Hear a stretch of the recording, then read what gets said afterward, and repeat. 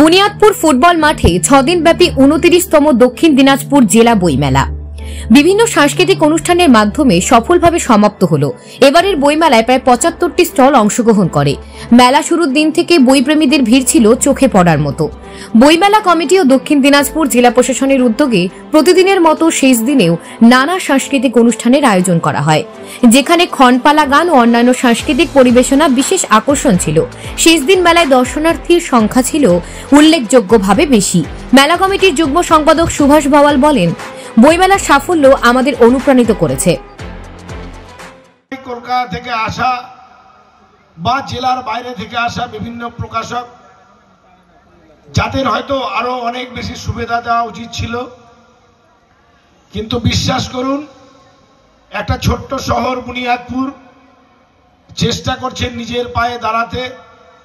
আমরা যথাসাধ্য চেষ্টা করেছি আপনাদের সমস্ত সুবিধা প্রদান করার জন্য এবং এই বইমেলা সাফল্যমণ্ডিত করবার জন্য বুনিয়াদপুর পৌরসভার চেয়ারপারসন কমল সরকার এবং ওনার অবর্তমানে ভাইস চেয়ারপারসন জয়ন্তদা আমাদের থেকে বয়সে অনেক বড়, তবুও যেভাবে সময় দিল একদম ছোটখাটো বিষয় থেকে, তাই বাড়তি বইমেলার পক্ষ থেকে ধন্যবাদ না দিয়ে পারছি না। এবং পুলিশ প্রশাসন থেকে শুরু করে ভলেন্টিয়ার থেকে শুরু করে যারা যেভাবে পেরেছেন, যাকে যে দায়িত্বটা দেওয়া হয়েছে সেটা আপনারা অক্ষরে অক্ষরে পালন করেছেন, তার জন্য বইমেলা কর্তৃপক্ষ আপনাদের কাছে কৃতজ্ঞ। এভাবে করেই আমরা আগামী দিনে হয়তো বইমেলা আরও একটা কোনো শহরে হবে। আমাদের মাননীয় মন্ত্রীর ইচ্ছা যে সরকারের দেওয়া সমস্ত অনুষ্ঠান জেলার বিভিন্ন প্রান্তে ঘুরে ঘুরে হোক।